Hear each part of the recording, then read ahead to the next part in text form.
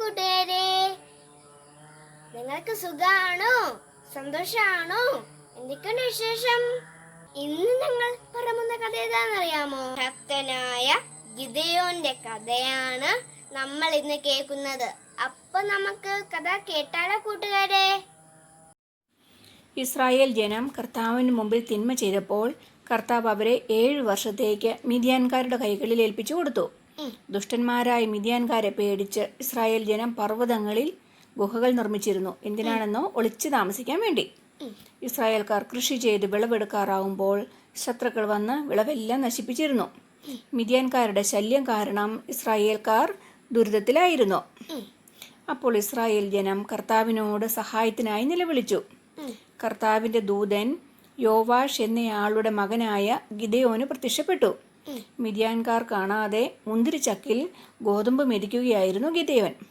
കർത്താവിന്റെ ദൂതൻ അവനോട് പറഞ്ഞു, ധീരനും ശക്തനുമായ മനുഷ്യ, കർത്താവ് നിന്നോടുകൂടെ. അപ്പോൾ ഗിദെയോൻ ചോദിച്ചു, കർത്താവ് ഞങ്ങളുടെ കൂടെ ഉണ്ടെങ്കിൽ എന്തുകൊണ്ടാണ് ഞങ്ങൾക്കിതെല്ലാം സംഭവിക്കുന്നത്?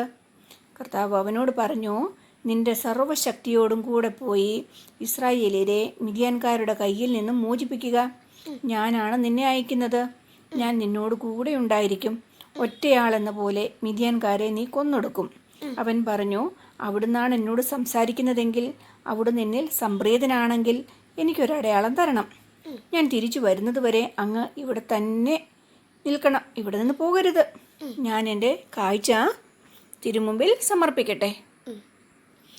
ഗിദെയോൻ വീട്ടിൽ പോയി ഒരു ആട്ടിൻകുട്ടിയെ പാകം ചെയ്തു. പുളിപ്പില്ലാത്ത അപ്പവും ഉണ്ടാക്കി. മാംസം ഒരു കുട്ടയിലും ചാറൊരു പാത്രത്തിലുമാക്കി അവന് കാഴ്ചവെച്ചു.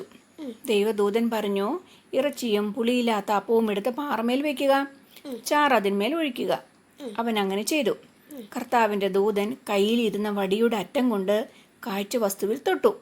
പാറയിൽ നിന്ന് തീ ഉയർന്ന് മാംസവും അപ്പവും ദഹിപ്പിച്ചു. അതിനുശേഷം ദൂതൻ മറഞ്ഞുപോയി. രാത്രിയിൽ കർത്താവ് അവനോട് കൽപ്പിച്ചു, നിന്റെ പിതാവിന്റെ 7 വയസ്സുള്ള രണ്ടാമത്തെ കാളയെ കൊണ്ടുവരിക.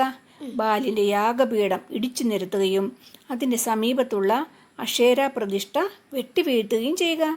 എന്നിട്ട് നീ കർത്താവിന് ഒരു ബലിപീഠം പണിത് വെട്ടിവീഴ്ത്തിയ അശേര പ്രതിഷ്ഠയുടെ തടി കത്തിച്ച് ആ കാളയെ ദഹനബലിയാക്കി അർപ്പിക്കുക. ഗിദെയോൻ രാത്രിയിൽ തന്നെ 10 വേലക്കാരെയും കൂട്ടി പോയി. കർത്താവ് പറഞ്ഞതുപോലെ ചെയ്തു. രാവിലെ പട്ടണവാസികൾ ഉണർന്നപ്പോൾ ബാലിന്റെ യാഗപീഠം തകർത്തിരിക്കുന്നതും അശേര പ്രതിഷ്ഠ നശിപ്പിച്ചിരിക്കുന്നതും പുതിയ ബലിപീഠം പണിത് കാളയെ ബലിയർപ്പിച്ചിരിക്കുന്നതും കണ്ടു. ഗിദെയോനാണ് അത് ചെയ്തതെന്ന് അവർ മനസ്സിലാക്കി. അവർ ഗിദെയോന്റെ പിതാവിനോട് പറഞ്ഞു, നിന്റെ മകൻ ബാലിന്റെ യാഗപീഠം ഇടിച്ചു നശിപ്പിച്ചു, അശേരായെ വെട്ടിവീഴ്ത്തി. അവനെ വധിക്കാനാണ് അവർ വന്നത്. എന്നാൽ ഗിദെയോന്റെ പിതാവ് അവരോട് ചോദിച്ചു, നിങ്ങൾ ബാലിനു വേണ്ടി പോരാടുന്നുവോ? അവനു വേണ്ടി നിൽക്കുന്നവരെല്ലാം വധിക്കപ്പെടും. അവൻ ദൈവമാണെങ്കിൽ സ്വയം പോരാടട്ടെ. ആരാണ്? ബാൽ. കർത്താവിന്റെ ആത്മാവ് ഗിദെയോനിൽ ആവസിച്ചിരുന്നു. ഗിദെയോൻ ദൈവത്തോട് ചോദിച്ചു, അങ്ങ് പറഞ്ഞതുപോലെ ഇസ്രായേലിനെ എൻ്റെ കയ്യാൽ അങ്ങ് വീണ്ടെടുക്കുമെങ്കിൽ ഇതാ ആട്ടിൻരോമം കൊണ്ടുള്ള ഒരു വസ്ത്രം ഞാൻ കളത്തിൽ വിരിക്കുന്നു. അതിൽ മാത്രം മഞ്ഞു കാണുകയും കളം ഉണങ്ങിയിരിക്കുകയും ചെയ്താൽ എൻ്റെ കൈകൊണ്ട് ഇസ്രായേലിനെ അങ്ങ് വീണ്ടെടുക്കുമെന്ന് ഞാൻ മനസ്സിലാക്കും. അങ്ങനെ തന്നെ സംഭവിച്ചു. അപ്പോൾ ഗിദെയോൻ ദൈവത്തോട് പറഞ്ഞു, അങ്ങയുടെ കോപം എൻ്റെ മേൽ ജ്വലിക്കരുതേ. ഒരു പ്രാവശ്യം കൂടി രോമവസ്ത്രം കൊണ്ട് ഞാൻ പരീക്ഷണം നടത്തട്ടെ. അത് ഉണങ്ങിയും നിലം മുഴുവൻ മഞ്ഞുതുള്ളി വീണും കാണപ്പെടട്ടെ. ദൈവം ആ രാത്രിയിൽ അങ്ങനെ തന്നെ ചെയ്തു. അതിരാവിലെ എഴുന്നേറ്റ് ഗിദെയോൻ സൈന്യത്തെ സംഘടിപ്പിച്ചു. കർത്താവ് പറഞ്ഞു, നിങ്ങളുടെ സംഖ്യ കൂടുതലാണ്. യുദ്ധത്തിൽ ജയിച്ചാൽ തങ്ങൾ സ്വന്തം ശക്തിയാലാണ് ജയിച്ചതെന്ന് ഇസ്രായേൽ പറയും. ജയിക്കാൻ തങ്ങൾക്ക് ദൈവത്തിൻ്റെ സഹായം ആവശ്യമില്ലായിരുന്നുവെന്ന് അവർ ചിന്തിച്ചേക്കും. അതുകൊണ്ട് കർത്താവ് ഗിദെയോനോട് പറഞ്ഞു, യുദ്ധത്തിന് പോകാൻ പേടിയുള്ള എല്ലാവരോടും തിരിച്ചു പോകാൻ. 22,000 പേർ തിരിച്ചുപോയി. 10,000 പേർ ശേഷിച്ചു. കർത്താവ് ഗിദെയോനോട് പറഞ്ഞു, ഇപ്പോഴും ജനങ്ങൾ കൂടുതലാണ്. അവരെ ജലാശയത്തിലേക്ക് കൊണ്ടുവരിക. അവിടെ വെച്ച് ഞാൻ അവരെ നിനക്ക് വേണ്ടി പരിശോധിക്കാം. ഗിദെയോൻ അവരെ ജലാശയത്തിലേക്ക് കൊണ്ടുവന്നു. അവരോട് വെള്ളം കുടിക്കാൻ പറഞ്ഞു. ചിലർ നക്കി കുടിച്ചു, ചിലർ കൈകളിൽ വെള്ളം കോരി കുടിച്ച് പല രീതിയിൽ കുടിച്ചു. കൈകളിൽ വെള്ളം കോരി കുടിച്ച 300 പേരെ ദൈവം തിരഞ്ഞെടുത്തു. കാരണം എന്താ? അവർ വെള്ളം കുടിക്കുമ്പോഴും ചുറ്റുപാടും നിരീക്ഷിക്കുന്നുണ്ടായിരുന്നു. ബാക്കിയുള്ളവരെ വീട്ടിലേക്ക് പറഞ്ഞുവിട്ടു. താഴ്വരയിലാണ് മിദ്യാൻകാരുടെ താവളം. രാത്രിയിൽ കർത്താവ് ഗിദെയോനോട് പറഞ്ഞു, എഴുന്നേറ്റ് താവളത്തിനരികിലേക്ക് ചൊല്ലുക. ഞാൻ അത് നിനക്ക് വിട്ടു തന്നിരിക്കുന്നു. നിനക്ക് പോകാൻ പേടിയാണെങ്കിൽ നിന്റെ വേലക്കാരൻ പൂരായെ കൂടിക്കൊണ്ടുപോകുക. ഗിദെയോനും പൂരായും കൂടെ ശത്രു താവളത്തിലേക്ക് ഇറങ്ങിച്ചെന്നു. അവർ ചെല്ലുമ്പോൾ ഒരു മിദ്യാൻകാരൻ തന്റെ സ്നേഹിതനോട് ഒരു സ്വപ്നം വിവരിക്കുകയായിരുന്നു.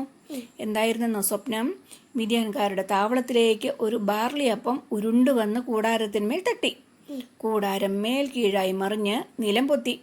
അവന്റെ സ്നേഹിതൻ പറഞ്ഞു, അത് ഗിദെയോന്റെ വാളല്ലാതെ മറ്റൊന്നുമല്ല. അവന്റെ കൈകളിൽ ദൈവം മിദ്യാൻകാരെയും സൈന്യത്തെയും ഏൽപ്പിച്ചിരിക്കുന്നു. ഇതു കേട്ട ഗിദെയോൻ ദൈവത്തെ താണുവണങ്ങി. അവൻ ഇസ്രായേൽ താവളത്തിൽ ചെന്ന് പറഞ്ഞു, എഴുന്നേൽക്കുവിൻ, കർത്താവ് മിദ്യാൻ സൈന്യത്തെ നിങ്ങളുടെ കൈകളിൽ ഏൽപ്പിച്ചു. അവർ 300 സൈനികരെ 3 ഗണമാക്കി തിരിച്ചു. അവരുടെ കയ്യിൽ കാഹളങ്ങളും ഒഴിഞ്ഞ ഭരണികളിൽ പന്തങ്ങളും കൊടുത്തുകൊണ്ട് പറഞ്ഞു, എന്നെ നോക്കി ഞാൻ ചെയ്യുന്നത് പോലെ നിങ്ങളും ചെയ്യണം. ഗിദെയോനും കൂടിയുള്ളവരും കാഹളം മുഴക്കുമ്പോൾ പാളയത്തിൻ്റെ എല്ലാ ഭാഗത്തും കാഹളം മുഴക്കി, കർത്താവിനും ഗിദെയോനും വേണ്ടിയെന്ന് ഉറക്കെ വിളിച്ചു പറയണം. ഭടന്മാർ കാവൽ മാറുന്ന സമയത്ത് ഗിദെയോനും കൂടെയുള്ള 100 പേരും പാളയത്തിന്റെ അതിർത്തിയിലെത്തി. കാഹളം മുഴക്കി. കയ്യിലുണ്ടായിരുന്ന ഭരണികൾ പൊട്ടിച്ചു. എല്ലാവരും അങ്ങനെ തന്നെ ചെയ്തു. ഇടത് കൈയിൽ പന്തവും വലത് കൈയിൽ കാഹളവും പിടിച്ച് കർത്താവിനും ഗിദെയോനും വേണ്ടി ഒരു വാൾ എന്ന് അവർ ആർത്തു വിളിച്ചു. മിദ്യാൻ പട്ടാളക്കാർ പേടിച്ച് ഓടിപ്പോയി. അവർ തമ്മിൽ യുദ്ധം ചെയ്യാനും ദൈവം ഇടയാക്കി. ഓടിപ്പോയ മിദ്യാൻകാരെ ഇസ്രായേൽക്കാർ പിന്തുടർന്നു. ഗിദെയോൻ എഫ്രായിം മലനാട്ടിലേക്ക് ദൂതന്മാരെ അയച്ചു പറഞ്ഞു, മിദ്യാൻകാർക്കെതിരെ ഇറങ്ങി ജലാശയങ്ങൾ പിടിച്ചെടുക്കാൻ. ഓറേബ്, സേബ് എന്നീ മിദ്യാൻ പ്രഭുക്കളെ അവർ കൊന്നുകളഞ്ഞു. ഗിദെയോനും ഒപ്പമുണ്ടായിരുന്ന 300 പേരും വളരെ ക്ഷീണിച്ചിരുന്നു. അവർ സുക്കോത്ത് എന്ന സ്ഥലത്തെത്തിയപ്പോൾ ഗിദെയോൻ അവിടുത്തെ ജനങ്ങളോട് തൻ്റെ അനുയായികൾക്ക് വേണ്ടി അപ്പം ചോദിച്ചു. അവർ പറഞ്ഞു, എന്തിന് നിന്റെ പട്ടാളത്തിന് ഞങ്ങൾ അപ്പം തരണം? ഞങ്ങൾ മിദ്യാൻ രാജാക്കന്മാരെ പിടിച്ചു കഴിഞ്ഞ് തിരിച്ചു വരുമ്പോൾ നിങ്ങളുടെ ദേഹം കാട്ടിലെ മുള്ളുകൊണ്ടും കാരമുള്ളുകൊണ്ടും ചിന്തിക്കീറുമെന്ന് ഗിദെയോൻ പറഞ്ഞു. അവിടെ നിന്നും അവർ പെനുവേൽ എന്ന പട്ടണത്തിലേക്ക് കടന്നു. പെനുവേൽ വാസികളോടും അപ്പം ചോദിച്ചെങ്കിലും അവരും സുക്കോത്തുകാരെ പോലെ തന്നെ മറുപടി നൽകി. ഗിദെയോൻ പെനുവേൽ നിവാസികളോട് പറഞ്ഞു, വിജയിയായി തിരിച്ചു വരുമ്പോൾ ഈ ഗോപുരം ഞാൻ തകർത്ത് കളയും. ഗിദെയോൻ മിദ്യാൻ രാജാക്കന്മാരായ സേബിയെയും സൽമുനായെയും പിന്തുടർന്ന് പിടിച്ചു കൊന്നുകളഞ്ഞു. ഗിദെയോനും അനുയായികളും സുക്കോത്തിലെ ശ്രേഷ്ഠന്മാരെ പിടികൂടി കാട്ടിലെ മുള്ളും കാരമുള്ളും കൊണ്ട് ശിക്ഷിച്ചു. പെനുവേൽ ഗോപുരം തകർത്ത് നഗരവാസികളെ കൊന്നൊടുക്കി. ഇസ്രായേൽ ജനം ഗിദെയോനോട് പറഞ്ഞു, നീ ഞങ്ങളെ ഭരിക്കുക, കാരണം നീ ഞങ്ങളെ മിദ്യാനിൽ നിന്ന് രക്ഷിച്ചുവല്ലോ. ഗിദെയോൻ പറഞ്ഞു, ഞാൻ നിങ്ങളെ ഭരിക്കുകയില്ല, എൻ്റെ പുത്രനും ഭരിക്കുകയില്ല, പിന്നെയോ കർത്താവ് നിങ്ങളെ ഭരിക്കും. ഗിദെയോൻ അവരോട് പറഞ്ഞു, കൊള്ള ചെയ്ത് കിട്ടിയ കുണ്ടലങ്ങൾ, കമ്മലുകൾ എനിക്ക് തരിക. മിദ്യാൻകാർക്ക് സ്വർണ്ണ കുണ്ടലങ്ങൾ ഉണ്ടായിരുന്നു. ഇസ്രായേലിയർ അവർക്ക് കിട്ടിയ കുണ്ടലങ്ങൾ ഗിദെയോന് കൊടുത്തു. ഗിദെയോൻ അതുകൊണ്ട് ഒരു എഫോദ് നിർമ്മിച്ച് തൻ്റെ പട്ടണത്തെ സ്ഥാപിച്ചു. ഇസ്രായേൽക്കാർ അതിനെ ആരാധിച്ച് കർത്താവിനോട് അവിശ്വസ്തത കാണിച്ചു. ഇത് ഗിദെയോനും കുടുംബത്തിനും കെണിയായി തീർന്നു. ഗിദെയോന്റെ കാലത്ത് 40 വർഷം ദേശത്ത് ശാന്തിയുണ്ടായി. ഗിദെയോൻ വൃദ്ധനായി മരിച്ചു. ഗിദെയോൻ മരിച്ചയുടനെ ഇസ്രായേൽ ബാൽ ദേവന്മാരെ ആരാധിച്ചു. ബാൽബറീത്തിനെ തങ്ങളുടെ ദൈവമാക്കുകയും ചെയ്തു. കൂട്ടുകാരെ, ഇന്നത്തെ കഥ എല്ലാവർക്കും ഇഷ്ടപ്പെട്ടോ? പുതിയ കഥ അടുത്ത ദിവസം വീണ്ടും വരും. Bye bye.